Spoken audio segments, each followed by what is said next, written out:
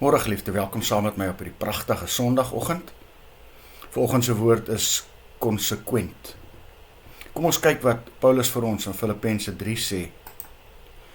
Nie dat ek dit al verkry het of reeds volmaak is nie, maar ek streef daarna om dit my eie te maak, omdat Christus Jesus my reeds sy eie gemaak het. Broers, ek reken nie dat ek dit self reeds my eie gemaak het nie, maar een ding doen ek. Ek vergeet die dinge wat agter is en strek my uit na wat voor lê. Miskien is dit ook wat die wêreld vandag baie nodig het. Mense wat integriteit het en dit konsekwent uitleef in die manier waarop hulle praat en in dit wat hulle doen. Konsekwentheid, sê die Woordeboek, beteken jy is onveranderlik oor 'n tyd heen. En dit beteken, geliefde, dat ek en jy in wat ons doen, dink en sê altyd dieselfde sal wees. Dat ons nie iets sal sê en anders gaan maak nie. Ek onthou daar was jare terug 'n advertensie op die TV gewees van 'n oupa wat elke oggend sy kleinseun gaan wakker maak, dan het hulle op die seilboot geklim en dat hulle gaan vis vang. Maar die vis het opgedroog. Maar elke oggend dieselfde ding. Oupa gaan maak die kleinseun wakker, dan gaan hulle see toe. Tot op 'n dag daar 'n groot storm gekom het. En toe die storm oorgewaai het, toe vang oupa en kleinseun soveel vis, dat die hele buurt, die hele dorpie, met verbasing en met verwondering en met dankbaarheid gestaan het, want hulle het iets om te eet. Die ander vissermanne het lankal reeds opgehou. Maar wat die advertensie verder so fenomenaal gedoen het, wat vir my nogal aangegryp het, is dat daai volgende oggend, is dit hierdie klein seun, wat vroeër opstaan, en vir oupa gaan wakker maak. Vir die eerste keer.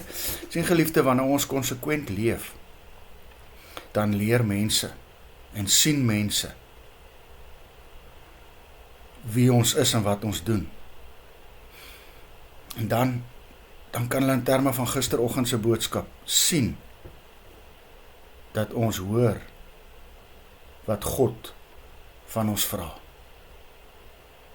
Ons almal maak droog, Paulus ook, maar daarom sê hy, ek vergeet die dinge wat agter lê. En ek strek my uit na môre en vandag wat God vir my gee.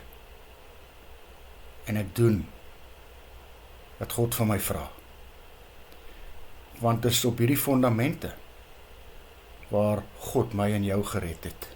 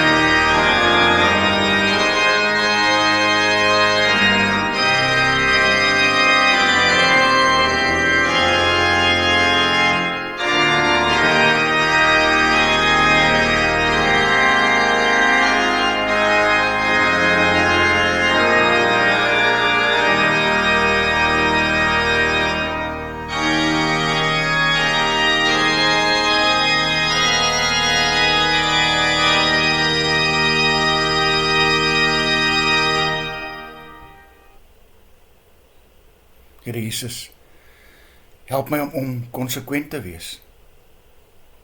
Dan sal my kinders 'n vaste fondament hê, waarop hulle kan staan. Amen. Mag jy saam met my 'n lieflike dag hê.